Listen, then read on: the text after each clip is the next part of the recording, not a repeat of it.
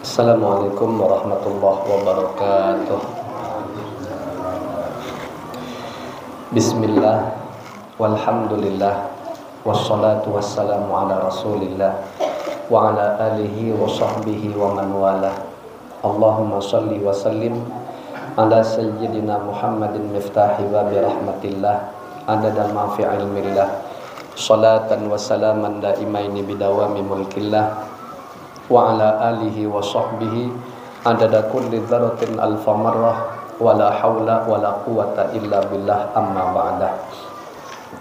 Para tetuha, para sesepuh yang hadir yang sama-sama kita muliakan, begitu pula Bapak Ketua beserta pengurus, Shahibul Bait beserta seluruh keluarga dan seluruh jamaah yang hadir, yang mana semuanya saja kita doakan mudah-mudahan senantiasa diberikan Allah panjang umur fi sihhatin wa afiyah di dalam ketaatan kepada Allah Subhanahu wa taala. Allah mudahkan seluruh urusan-urusannya, Allah kabulkan segala hajat baiknya, Allah lancarkan rezekinya yang halal dan thayyiban, Allah istiqomahkan menapak di jalan yang diridhoi oleh Allah dan Rasulnya, dan mudah-mudahan semuanya beserta seluruh keluarga senantiasa dilimpahkan Allah keberkahan hidup lahir batin dunia dan akhirat. Amin ya rabbal alamin. Kita akan lanjutkan keistiqomahan pelajaran kita sampai halaman 164. Betul ya? Nah, yaitu yang atas sekali.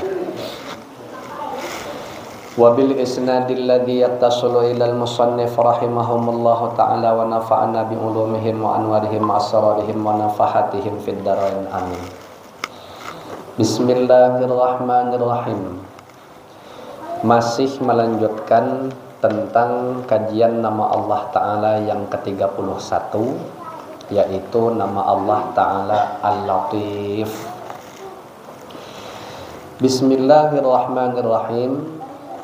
Jika kita sudah beriman dengan nama Allah Ta'ala Al-Latif, kemarin Al-Latif maknanya yang maha lembut ya, maka bagian hamba dengan keimanan itu akan membuahkan akhlak, karena setiap keimanan membuahkan akhlak. Nah, artinya setiap keimanan dengan satu persatu nama Allah itu mesti ada akhlaknya yang timbul. Nah, termasuk Al-Latif ini. Jadi kalau kita benar sudah keimanan kita dengan nama Allah Ta'ala Al-Latif, nah, pembuktian kebenaran iman kita dengan nama Allah Al-Latif itu masih akan timbul akhlak pada diri kita. Karena tadi sudah disebut, kalau akhlaknya tidak timbul, artinya tidak berbuah akhlak, itu tandanya keimanan kita belum benar. Nah, apa akhlaknya? Akhlaknya ini satu aja, cuman maknanya banyak. Apa dia akhlaknya? Yaitu ar-rifqu bi ibadillah. Kalau diterjemahkan, ar-rifqu bi ibadillah itu artinya secara luas yaitu sampai 4 maknanya. Ar-rifqu bi ibadillah. Kalau apa adanya, ar-rifqu bi ibadillah itu maknanya lembut dengan hamba-hamba Allah. Itu makna apa adanya. Nah, timbul pemahaman 4 makna tadi. Jadi yang dimaksud dengan ar-rifqu bi ibadillah, lembut dengan hamba-hamba Allah, itu artinya apa? Nah, di sini disebutkan secara luas, yaitu pertama, tarkul unfi bi ibadillah. Artinya meninggalkan kasar atau keras terhadap hamba Allah Ta'ala. Nah, itu makna pertama dari ar-rifqu bi ibadillah, yaitu tarkul unfi bi ibadillah, meninggalkan kasar atau keras terhadap hamba Allah. Kasar adalah perilaku yang kurang baik, baik kasar mulut atau perkataan atau kasar kelakuan. Nah, terkadang kasar atau keras itu dibolehkan, dan terkadang bisa juga wajib, artinya menjadi wajib kita berlaku kasar. Dan kasar atau tegas itu boleh kalau letaknya sesudah lembut. Jadi ada fase gitu. Nah, kayak manapun yang didahulukan itu harus lembutnya dulu. Nah, udah sekali, dua kali, tiga kali tidak juga, nah baru dia boleh kasar tadi itu. Fasenya harus seperti itu, tidak boleh baru yang pertama sudah langsung kasar. Nah, itu tidak boleh. Rasulullah Shallallahu Alaihi Wasallam dalam berdakwah beliau selama 13 tahun di Makkah, beliau berperilaku lemah lembut. Itu tadi tarukul unfi, ya, atau arifku bi ibadillah. Nah, beliau berperilaku lemah lembut, tidak pernah mengangkat pedang dan menumpahkan darah. Dan beliau juga selalu mengutamakan lemah lembut kepada para sahabat. Tetapi apabila sudah berulang kali lemah lembut, maka beliau bisa tegas. Nah, mungkin kalau bahasa lebih pantas tuh tegas. Padahal tegas itu ya kasar sebenarnya. Ya. Nah, apabila hendak melakukan sholat berjamaah, Rasulullah Shallallahu Alaihi Wasallam selalu menyeru dengan sawu sufufakum, fa inna taswiyatas sufufi min tamamis shalah. Sini hati-hati terbalik huruf, ya. Ada yang baca sawu pakai shot, sawu sufufakum. Itu bukan pakai shot, sin, sawu. Baru pakai shot, sufufakum, sawu sufufakum. Kalau saya ngambil memadukan dua riwayat, ada satu lagi yang lain bukan menggunakan kata-kata min tamamis shalah, tapi min iqamatis shalah. Makanya biasa saya padukan sawu sufufakum fa inna taswiyatas sufufi min iqamatis shalah atau min tamamis shalah, gitu istilahnya. Jadi dua-duanya masuk, ya. Kalau di Makkah sama Madinah jarang ada pakai kayak gitu. Istawu wa'tadilu, biasa begitu bahasanya, ya. Luruskan, rapatkan. Kalau diterjemahkan kira-kira seperti itu, ya. Pada hakikatnya sebenarnya tidak mesti harus menggunakan redaksi hadis, tapi yang penting itu ada seruan untuk memberi peringatan kepada makmum supaya jangan menyepelekan shaf, ya. Yuk luruskan, istilahnya begitu. Ratakan, rapatkan, ayo. Ya, boleh seperti itu, ya. Nah, karena paham. Kalau daripada sawu sufu pakom tidak ada paham, karena sebagiannya masih tidak tahu yang dimaksud itu apa. Nah, iya kan? Nah, jadi yang bagus tuh pakai hadisnya, terjemahkan. Kalau nenek-nenek apa jauh dari imam itu, aku kan kada tahu juga. Nah, kalau kira-kira nih insiden karena imbas sembahyang ada pembagian sembako kalau sesama tidak paham tadi, ya. Kayak cerita sama namanya tuh yang orang mualaf tapi jadi penceramah, sebelumnya pernah ke Nusa Kambangan, masuk penjara, siapa namanya? Iya. Lupa saya. Jadi beliau tuh pernah ceramah di Lirboyo saat itu datang. Jadi beliau berbagi pengalaman. Maklumlah katanya kami itu kemarin tuh masuk penjara, tidak ada tahu pang. Jadi ketepatan ada tong sampah. Nah, di situ bertulisan bahasa Arab. Tulisannya an-nadhafatu minal iman. Kebersihan sebahagian dari iman. Lalu sesama napi itu bercerita, ya, sesama mengadakan tanyaan gitu. Itu tahu tak kau katanya tulisan bahasa Arab itu? Tahu lah aku, kata dia. Apa tuh? Tong sampah. Tulisannya tuh tong sampah tuh. Cuman pakai bahasa Arab. Jadi kalau orang tak paham tuh lucu memang. Ya Allah. Anton Medan, ya. Kalau di Mekah Madinah kita bahasa orang Indonesia tidak bisa bahasa Arab, jangan khawatir. Karena rata-rata tulisan itu sampokannya bahasa Arab, bahasa Indonesia. Karena saking masyhurnya. Ya, daurat miyah. Nah, bingung kita apa daurat miyah tuh. Nanti di bawahnya ada kata-kata WC. Oh, tahu WC. Ya, daurat miyah tulisannya. Banyaklah, kalau belanja-belanja pun kita jangan khawatir tidak bisa pakai bahasa Arab. Karena dia yang duluan nawarkan kita pakai bahasa Indonesia. Nah, terserah kita mau pakai real boleh. Kalau kita ini berapa real nih segini. Kalau rupiah berapa? Nah, nanti disebutnya sekian-sekian. Yang penting tuh kalau nak belanja banyak aja bawa duit. Dah aman lah posisi. Aman lah posisi. Kalau banyak bawa duit aman. Ya. Nah, kemudian artinya kita ulangi nih yang versi hadis yang ini. Sawwu sufufakum fa inna taswiyatas sufufi min tamamis shalah. Artinya ratakan sop-sop kalian. Bahwasanya meratakan sof adalah dari kesempurnaan salat. Nah, betul ya. Setelah beberapa lama berjalan, suatu kali beliau terlambat dari rumah. Maksudnya Rasulullah Shallallahu Alaihi Wasallam terlambat dari rumah. Nah, Rasulullah pun bisa terlambat sesekali kalau kita memang istiqomah, biasa begitu.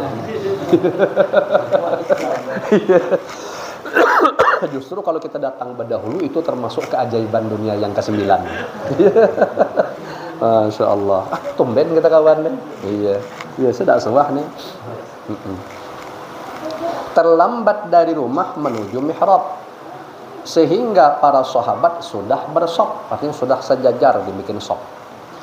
Ketika itu sop-sop sahabat tidak rapi. Nah, kemudian Rasulullah Shallallahu Alaihi Wasallam dengan tegas, ini bahasa tegas, mengatakan, ini padahal ancaman ini, la tusawwuna sufufakum au yukhalifannallahu qulubakum. Kalau diterjemahkan artinya, sungguh kalian meratakan sop kalian atau Allah Ta'ala akan perselisihkan hati-hati kalian. Nah, kalau bahasa kita nih, mau luruskan sop apa tidak nih? Ah, gitulah bahasa kita. Ya, mau luruskan apa tidak sop nih? Kalau tidak, hati kalian akan Allah perselisihkan. Artinya setiap masing-masing dari kalian ini tidak ada akur, tidak bakalan sepakat. Pokoknya itu berselisih, nak ngajaknya itu berbeda terus, nak ngajak bakal ahi aja. Itu efek buruk daripada sholat yang sopnya tidak rapi. Kalau di Masjidil Haram tuh, itu saya pernah merasakan sholat yang macam awak takapet gini ada. Jadi sampai ngeluruskan tangannya tidak bisa. Dan rata-rata jarang sekali saya temukan ada orang yang bisa duduk tahiyat akhir tuh. Yang ada tahiyat akhirnya pasti gaya duduk tahiyat awal. Saking rapatnya. Tapi saya ketemu juga momen saya yang lapang betul.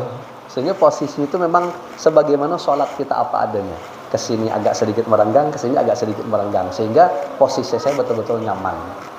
Tapi jarang. Secara umum rata-rata bekapit. Sehingga hampir bisa dikatakan lebih banyak tasahud akhir saya duduknya itu gaya tasahud awal. Ya, beda kalau di Madinah. Kalau di Madinah dia agak lapang sedikit. Ya, agak lapang sedikit. Nah, nanti akan merasakan lah kira-kira itu insyaallah. Sama beliau juga insyaallah. Banyak sabar aja pokoknya di sana. Ya. Jangan apa namanya itu? Jangan banyak melakukan i'tirad. Apa melakukan i'tirad tuh semacam kayak kita memprotes-protes, tidak usah. Ya, tinggal dinikmati aja dengan keadaan yang ada itu. Nah, insyaallah kita nanti akan dimudahkan oleh Allah Subhanahu wa taala. Dan jangan heran kalau lagi sembahyang awak sujud dilingkangi kawan. Nah, itu biasa. Jangan pokoknya kawan ini enggak tahu kalau sembahyang. Enggak peduli dia beli sipaknya gitu. Jadi saya sembahyang itu biasa lah, cewek, ibu-ibu, lalu lah di depan gitu. Kalau bang semacal sedikit, aja kawan. Kalau bang semacal, ada lagi parah, lagi jelas awak sembahyang berdiri di depan berdiam sambil berputar kayak gitu. Waduh, jadi kita nahan setengah geli ada juga, begitu kok kelakuannya. Jadi saya tuh lagi gerakan i'tidal nak sujud tuh tidak bisa-bisa. sut. Mungkin kalau saya berdiri untuk nak menuju sujud itu 5 menit ada. Coba bayangkan saking parahnya. Tapi kemarin saya pengalaman ingat bubuhan para habaib yang datang ke sini dengan bahasa yang santun, lalu saya turuti, ternyata luar biasa manjurnya. Kata-kata samihna. Jadi kita nak lewat tuh di depan orang, kita pura-pura gaya macam kita gini. Itu jarang sekali ditemukan ada orang yang jalan kayak gini tuh, jarang. Orang melingkang itu gayanya gaya tegap aja.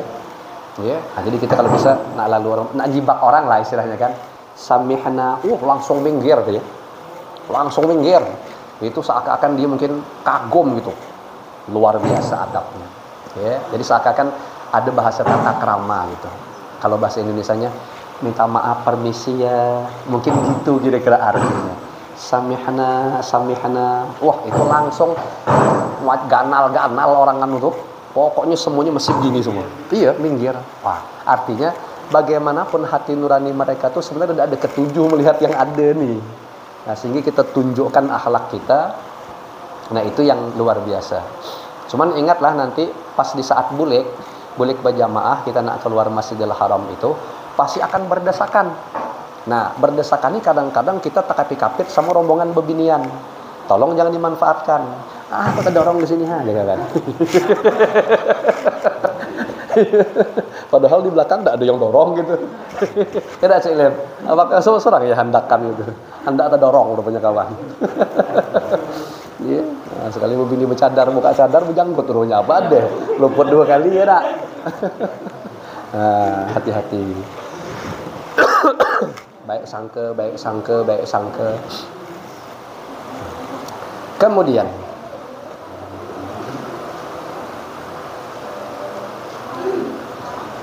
sop yang tidak rata akan berdampak pada kejiwaan umat Islam. Jadi di mana saja umat Islam berada, ketika mereka melakukan sholat berjamaah, kok ternyata urusan sopnya tidak ada beres. Nah, itu berdampak pada kejiwaan mereka. Menyebabkan suara mereka tidak bisa bersatu dan selalu berselisih. Nah, dan menurut ulama fikih, apabila sop di muka masih ada yang kosong, tidak diisi oleh yang di belakang, maka sop yang di belakang itu tidak mendapat pahala. Sebagian pendapat. Jadi sopnya itu terbakar. Ada lagi pendapat lebih ekstrim yang berikutnya, gara-gara sopnya terbakar, jamaahnya pun ikut terbakar. Artinya mereka sama seperti tidak mendapatkan fadilah berjamaah. Nah, ini jadi teringat pengalaman. Termasuk di Masjid Nabawi maupun di Masjidil Haram, nanti akan kita temukan ada orang yang ketika sholat tuh langsung imam takbir tuh dia takbir juga. Nah, pesan saya jangan diikuti itu. Yang ada lihati hadapan. Kalau memang ada celah ke depan, cucuk. Walaupun orang sudah sembahyang di depan gitu. Nah, itu tidak apa-apa. Belangkah di hadapan orang sholat dengan tujuan untuk menyempurnakan shop. Tapi kalau bisa memang yang lebih bagus tuh datangnya diistilah di depan. Artinya berdahulu. Jangan bikin gawi sengaja di belakang, nanti orang sudah jelas takbir, awak nyibai orang tuh di situ kosong digosok. Jangan kayak gitu juga. Ya, jadi memang kita beristilah mencari ke depan supaya posisinya aman. Kalau memang sudah ditengok, tidak ada lagi celah nih, memang semuanya diisi. Nah, takbirlah kita di saat itu. Tapi jadi seakan-akan pesan itu jangan buru-buru takbir kecuali melihati yang di depan gitu. Ya, karena seringkali saya temukan orang mentang-mentang imam takbir dia langsung takbir juga tanpa mempedulikan shop. Padahal yang lebih afdal itu shopnya dulu. Walaupun sholat Jumat, walaupun imam sudah baca Fatihah, kita jelas nih shop di depan masih kosong. Biarkanlah imam baca Fatihah lah di situ. Kita kejar dulu, walaupun dengan cara mengejar itu harus melewati orang-orang sholat. Itu yang lebih benar. Ya, kalau dia sarik, tandanya dia tidak paham fikih. Gitu aja logika. Kadang-kadang ada tuh kurang ajar, dia dikata suruh sembahyang masih juga lewat. Itu tandanya dia tidak paham. Nah, tapi jangan pula ditumbuk. Kau bungol, jangan kau gitu kan. Ya, dah minta maaf Pak ya, yang benar tuh kita duduk berdua, tanyakan Ustadz siapa yang betul. Nah, istilahnya begitu. Kalau berdua aja jadi debat kusir jadinya. Karena ada orang tua tuh yang tidak mau, pokoknya tidak mau ba'alah depan. Nah, kita akan ketemu orang yang model kayak begitu. Kemudian itu satu ya. Artinya akhlak pertama atau makna pertama dari arifku bi ibadillah tadi tarkul unfi bi ibadillah, yaitu meninggalkan kasar atau keras terhadap hamba Allah. Itu satu maknanya. Nah, kemudian yang kedua, makna arifku bi ibadillah itu, makna kedua adalah tarkul ajalah fil amal. Nah, apa tuh artinya tarkul ajalah fil amal? Artinya meninggalkan tergesa-gesa pada pekerjaan. Kalau bahasa Indonesianya meninggalkan terburu-buru. Kalau bahasa Banjar meninggalkan bedadas. Nah, jadi mestinya segala sesuatu itu apa saja dikerjakan secara ta'anni. Ta'anni itu santai ya, dan sempurna. Jangan terburu-buru gitu Nah, seseorang yang beriman kepada Al-Latif apabila bekerja dalam pekerjaannya sehari-hari tidak mau tergesa-gesa. Ya, gerasah gerusuh terburu-buru tadi tuh. Apa bahasa lainnya terburu-buru? Apa bahasa Jawanya apa? Hah? Gegabah boleh juga. Pokoknya nak cepat-cepat gitu nak cepat-cepat aja bawaannya. Nah, jangan seperti itu. Baik pekerjaan menulis, mandi, ya, juga pada usahanya dan lain-lain. Dalam semua urusan lah intinya. Apalagi kalau sudah urusannya keagamaan. Nah, jangan yang normal-normal saja. Kalau ibarat sembahyang Isya itu harus 8 menit, ya 8 menit itulah. Jangan dibikin press jadi 3 menit cuman 4 rakaat. Itu pasti tergesa-gesa. Itu pasti efek sampingnya dia akan menghilangkan yang sunnah-sunnah. Mestinya bisa terbaca jadi tidak ada terbaca. Tahiyat doa iftitah terbaca gara-gara nak berdadas tadi itu tak ada terbaca lagi doa iftitah. Mestinya yang bisa dibaca 3 kali jadi sekali. Wah, kalau bacaan lama itu lebih lama di Madinah dari di Mekah. Ya, kalau di Madinah itu saya ukur rata-rata subhana rabbiyal a'la wa bihamdih waktu sujud atau subhana rabbiyal azimi wa bihamdih antara 10 sampai 11 kali bacanya itu. Nah, nanti sama itidalnya. Kalau kita kan sami Allahu liman hamidah rabbana lakal hamdu mil samawati wa mil ardi wa mil ma syi'ta min syai'in ba'du. Saya sampai di situ Bu masih belum. Jadi agak lawas sedikit. Jadi kalau ada terbiasa lumayan juga. Ya, agak lumayan. Kalau di Mekah hampir mirip seperti kayak ukuran kita di sini, bisa berlama, tapi umumnya kalau saya hitung tuh kisaran 3 kali. Nah, paling-paling nanti yang lama tuh baca ayatnya. Nah, kalau di Madinah itu di samping ayatnya lama, gerakannya pun lama. Ya. Nah, jadi latihan gaya sembahyang lama. Gitu.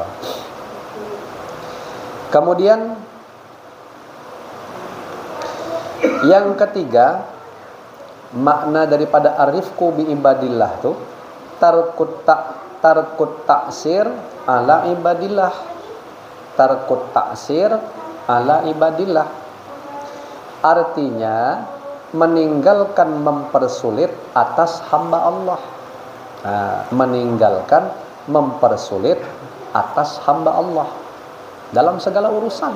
Ketika kita diamanahi oleh Allah Ta'ala memegang suatu urusan yang berkaitan dengan hamba-hamba Allah, terkhusus umatnya Rasulullah, umat Islam yang mereka mungkin akan menunaikan hajatnya melalui wasilah kita, maka kita bikin mudah semuanya, ya, mudah. Supaya apa? Supaya nanti urusan kita di mahkamah ilahiyah pun dimudahkan oleh Allah Ta'ala. Nah, lewat jelah. Nah, lebih bagus kayak gitu, ya. Jangan mempersulit, karena kita pasti akan dipersulit juga oleh Allah Subhanahu wa Ta'ala. Kemudian Rasulullah Shallallahu Alaihi Wasallam pernah mengingatkan bahwa jika engkau pedagang, jadilah pedagang yang mudah. Nah, jika jadi pembeli, jadilah pembeli yang mudah.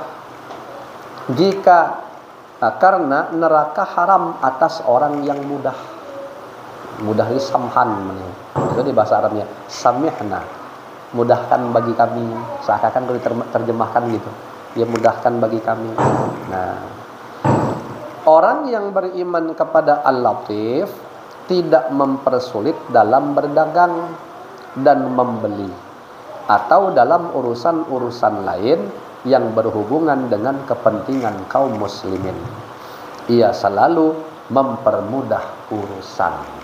Jadi kalau kita nih sehari-hari punya watak selalu mempermudah urusan, nah berarti kita sudah punya akhlak, ya, yang merupakan buah keimanan dengan nama Allah Ta'ala Al-Latif tadi itu. Kemudian yang keempat, makna yang terakhir, tarkut ta'yir ala ibadillah.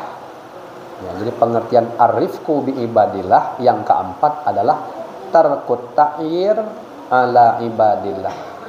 Artinya meninggalkan mencela atas hamba Allah. Nah, kita tidak mau mencela-cela orang. Rasulullah Shallallahu Alaihi Wasallam tidak mau mencela atas makanan. Nah, ini kalau di sini dicontohkan kepada makanan, ya, yang dihidangkan kepada beliau. Nah, yang dibikinkan oleh istri beliau.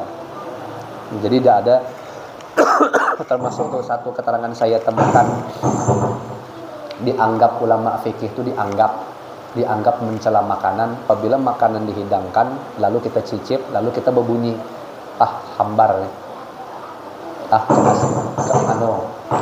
kemanisan nih, keasinan nih, kurang garam nih, kurang gula nih, itu termasuk takyir, termasuk mencela.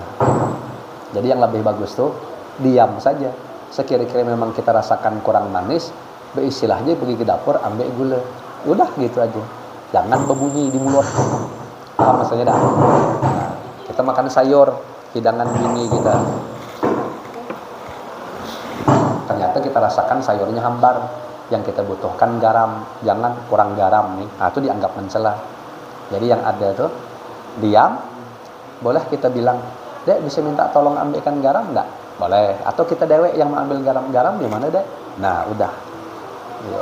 Kurang ya bang garamnya. Tidak lah. Pokoknya kalau masakan kau tuh. Ya. Aku masih pengen agak lebih asin lah gitu aja. Istilahnya gitulah, ya.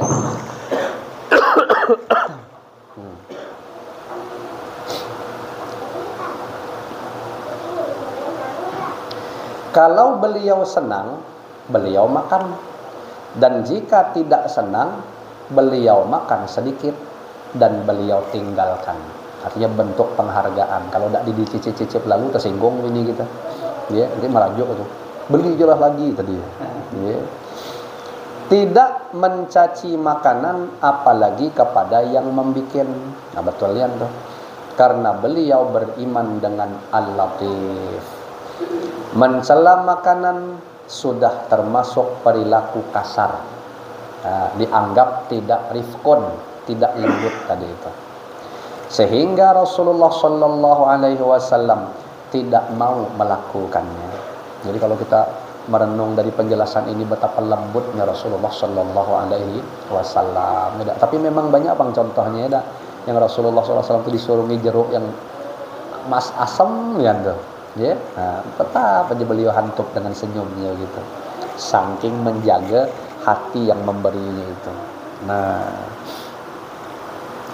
Rasulullah Shallallahu Alaihi Wasallam bersabda, "Idza ahabballahu ahla baitin adkhalahu rifqa."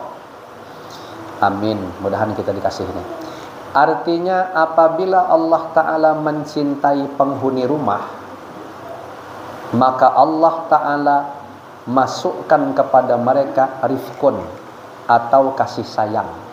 Bahasanya kasih sayang, boleh dibahasa lainkan kelembutan. Jadi ciri-ciri rumah itu dicintai Allah, semua penghuni rumah. Nah, maka hati-hati penghuni rumah tuh, hati mereka itu Allah kasih rifkon. Yang dibahas di sini kasih sayang boleh, kelembutan boleh. Nah, jadi lembut, sayang aja bawaan semua penghuni rumah itu kepada yang lain, ya. Dalam hadis yang lain Rasulullah sallallahu alaihi wasallam bersabda, "Wa idza ahabballahu 'abdan alqahu rifqa wa ma min ahli baitin yuhramuna ar-rifqa illa hurimu mahabbatallahi." Artinya, dan apabila Allah Ta'ala mencintai seorang hamba, Allah Ta'ala akan melontarkan ke dalam hatinya kasih sayang atau kelembutan tadi itu. Dan tidaklah ada dari penghuni rumah yang didinding dari rifkon, kasih sayang atau kelembutan tadi, kecuali mereka didinding dari cinta Allah Ta'ala. Allah tidak kasih rifkon, yang ada semuanya kasar, yang ada semuanya tidak berkasih sayang. Oh, itu satu tanda mereka dihalangi dari cinta Allah Subhanahu wa Ta'ala. Maka memang ada kadang serumahan modelnya macam itu, ya. Nah, mudahan bukan rumah kita. Amin ya rabbal alamin. Rumah tangga yang kasar, yang penghuninya tidak ada kasih sayang, jauh dari rahmat dan kasih sayang Allah Ta'ala. Karenanya Rasulullah sallallahu alaihi wasallam mencontohkan dengan menghindari sekecil apapun perilaku yang membuat penghuni rumah tersinggung, ya. Jadi seakan-akan tuh kita sebagai kepala rumah tangga harus berpikir keras nih untuk bisa menjajaki masing-masing penghuni rumah tuh, karena wataknya masih berbeda-beda, ya. Jadi seakan-akan kita yang harus baalah. Nah, ini wataknya kayak gini, ini wataknya kayak gini, wataknya kayak gini. Seperti itu. Rifkun atau kasih sayang atau kelembutan tadi tidak masuk atas seseorang kecuali memperhias orang itu. Artinya menjadikan orang itu menjadi indah. Dan tidak dicabut atas seseorang rifkun itu tadi kecuali menjadi jahat. Nah, orang itu jadi pasti menjadi orang yang buruk kalau rifkun itu dicabut Allah tadi. Nah, itulah buah keimanan seorang hamba kepada asma Allah Ta'ala Al-Latif. Ia akan menjadi orang yang rifkun, yang kasih sayang atau yang lembut bagi dirinya dan orang-orang yang di sekitarnya. Wallahu a'lam bissawab. Pas ya. Nah, kita cukupkanlah perdana ini ya. Nah, insyaallah nanti kita sambung pada pertemuan yang akan datang aja al-khadir. Mudah-mudahan yang kita kaji seada-adanya ini dijadikan oleh Allah Ta'ala menjadi ilmu nafi', manfaat berkah dunia akhirat untuk kita semua. Amin ya rabbal alamin. Ala hadhihi niyat wa ala manawahu aslafuna shalihun wa likulli niyatin shalihah wa ila hadratin nabi sallallahu alaihi wa ala alihi wa sahbihi wa baraka wa sallam. Al-Fatihah.